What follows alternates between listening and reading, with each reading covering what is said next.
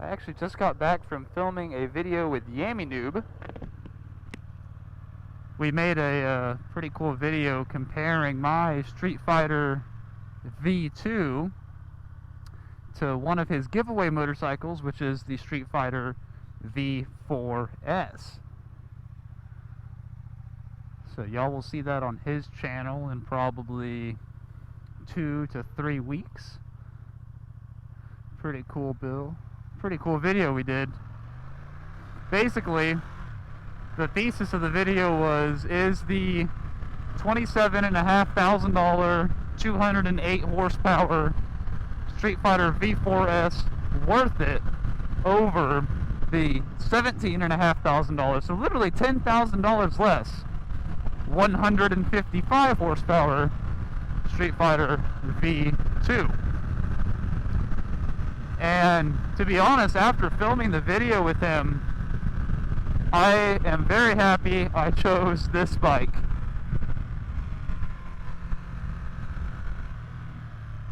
My bike, the V2, has 155 horsepower.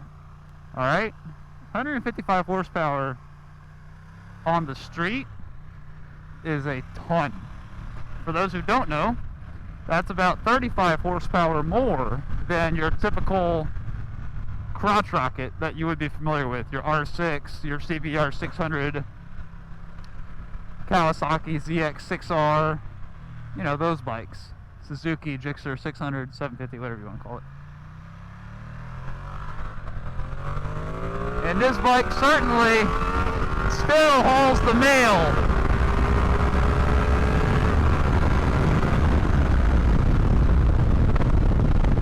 155 horsepower is plenty to get yourself in trouble with.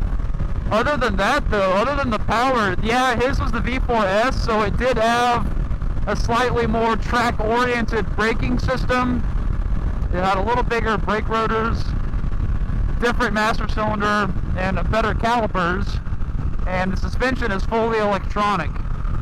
So you can just, with a flick of a button, change it from super stiff track settings to super comfortable, more touring settings, if you will. And so that is cool. When you add everything together, the braking system, the electric suspension, and the V4 engine, maybe you could argue that's worth the 10 grand more.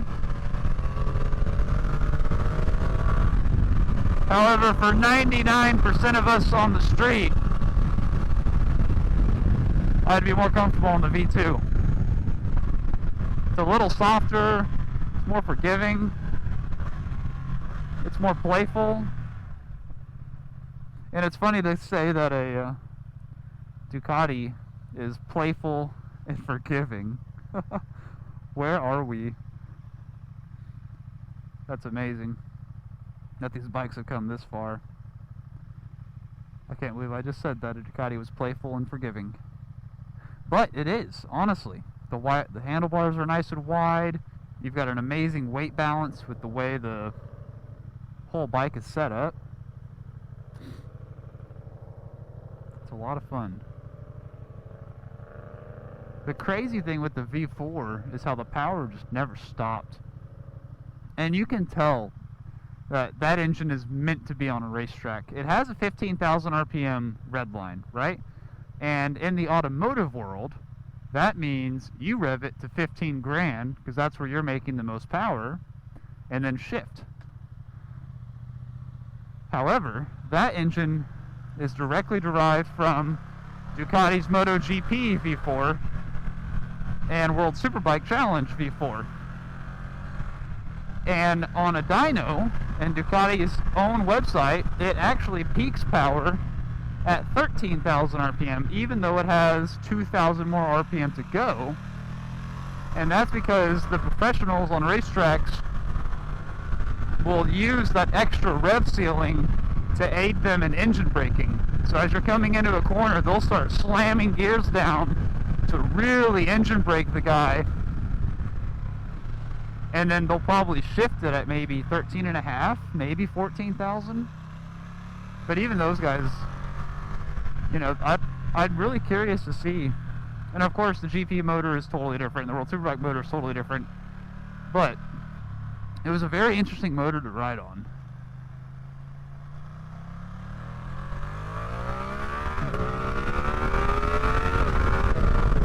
Whereas the V2 engine is much more, I guess, traditional. You know, its red line is 11,000 RPM, and it pretty much peaks power right at 10,800 or 10,700 RPM. So as soon as you're up at peak power, it's time to shift and hit a torque curve again. Whereas on the V4, you would feel it like scream to 13,000 RPM, and it would keep pulling to 15, but you could tell it had nosed over. And then as soon as you clicked the next gear, it was a thrust of acceleration because you were lower in the RPM range, making more horsepower than you were up at 15 grand. And it really caught me by surprise, actually, because I think on the first pull I did on it, I ran second gear all the way out, and it kind of was starting to float the front wheel, but it wasn't picking it up. You know, it wasn't doing a wheel. It was just kind of, you could feel it get light. And I revved it all the way to 15, and then whoop, I slammed third gear, and it immediately picked up the tire because it just had so much more torque on tap at a little lower RPM range than it did at the higher RPM range. Really, really cool motorcycle. The sound it makes, though, is undescribably good. It's hard. You cannot explain how that bike sounds or feels until you ride it. His V4S had a SC Project full system, or not full system, but, you know, I guess like a mid system, maybe you could call it. But there were no catalytic converter. It had a can for a muffler, but no baffling inside of it. And it sounded just like a Ducati MotoGP or World Superbike Challenge motorcycle. It howled, it snarled, it was just insane. And the vibrations coming through the bike were, oh, undescribable. So, do I want the V4 now that I've ridden the V4? And I don't.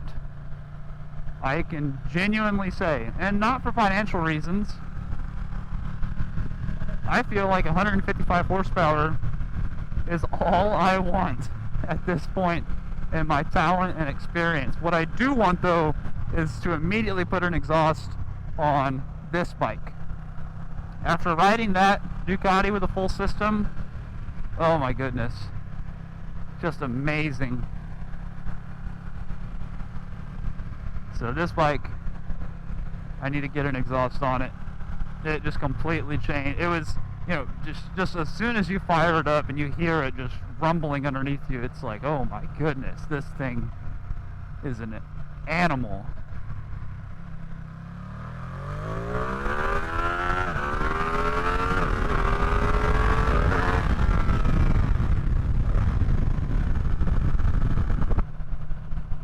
So yeah, I'm gonna stick with the V2 for probably the next, man, I could see myself owning this bike for another couple of years before feeling the need to get something to step up into the V4 range, I guess you could say. But even then, on the street, I do think I'd have more fun with the V2. I mean, 208 horsepower, you're packing on speed so fast, you don't even know what's happening, and before you're at the next corner, you're doing 170, and it's too late. You don't have braking room. So I think full system on the V2. I've got an adjustable steering damper as well that I'm just waiting on a bracket to come in before I can install it. So do the exhaust, put a tune on it, steering damper, and then just enjoy this bike on the street and at the racetrack. I mean, this is such a good machine. And you know, now that I've ridden the V4, I can tell you side to side, going through like a just normal pace that we would ride at on a group ride or going through the hill country, they felt identical. The V4 wasn't faster until you were above 8 or 10,000 RPM. Only then did you feel it really take off, where the V2 was just running out of steam. I would almost argue the correct setup would be V2 forever for the street, And then if you want a track bike, Panigale V4S, not the Streetfighter. I think that's where my head's at, honestly, guys, after riding it. Because if I'm going to have that much horsepower on tap, I can't use it on the street.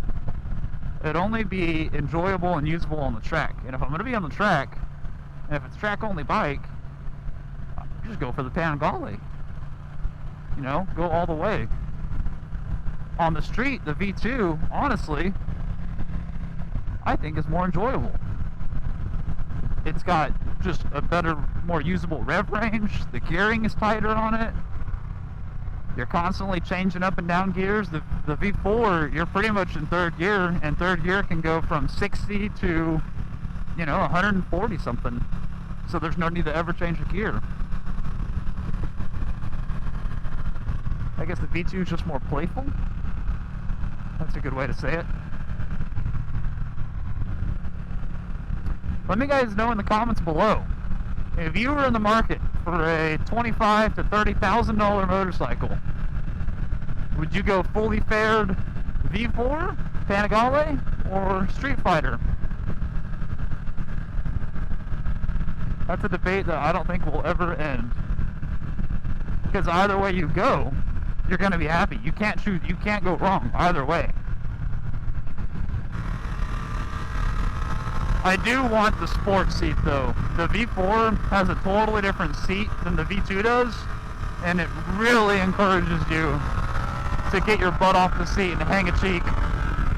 Whereas the stock seat on the V2 is more comfort oriented, more touring oriented. And I mean, obviously, yeah, you can hang a cheek, but it's just not the same. It doesn't really encourage you. Like, you're not just falling off the side of it. It's much more supportive, if you will.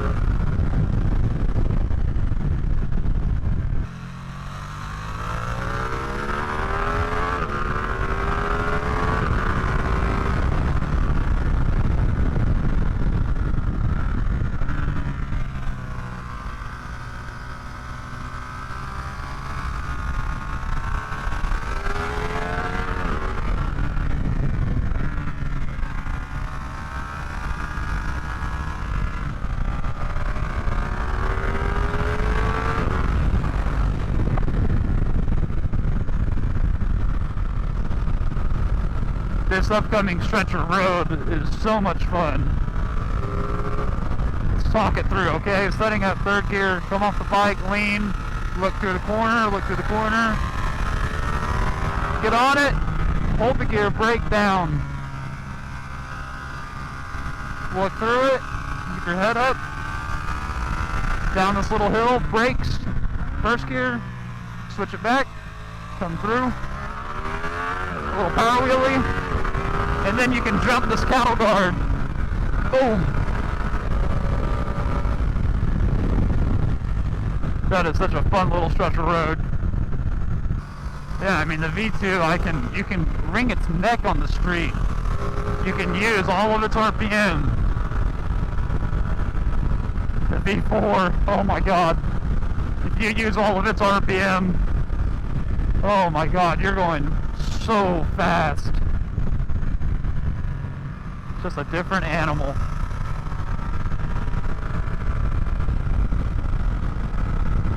Alright guys, thank you so much for watching this video. Subscribe if you haven't already, and I'll see y'all next time.